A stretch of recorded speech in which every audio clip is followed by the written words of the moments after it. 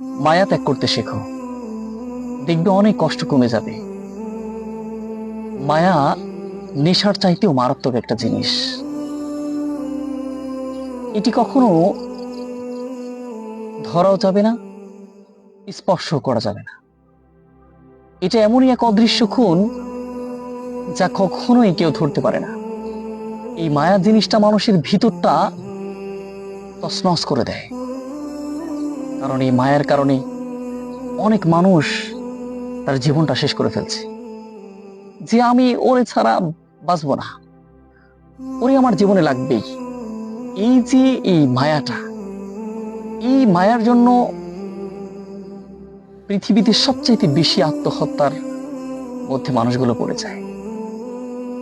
সে বলতে চায় যে আমি তারা ছাড়া বাঁচবো না, কিন্তু আসলেও যে পৃথিবীতে তারা ছাড়া বাঁচার অনেক রাস্তা আছে। কারণ মানুষ সবকিছুই সহ্য করতে পারে, সে তার নিজে যেভাবে চলাবে সেভাবে চলতে পারে।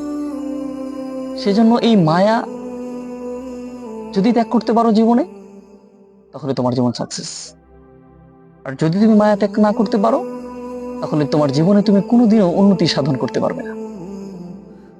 এই মায়া মানুষকে একদম শেষ করে দিবে।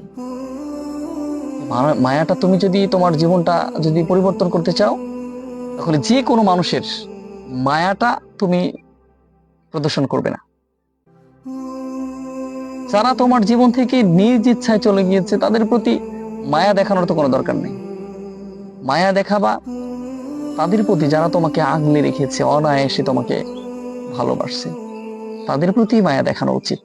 যারা তোমার সাথে বিশ্বাসঘাতকতা করবে, যারা তোমার সাথে অন্যায় করবে, এদের সাথে তো তুমি মায়া কান্না করতে পারবে না। কারণ শুধু করাটাই তোমার জন্য বোকামি হবে। সেজন্য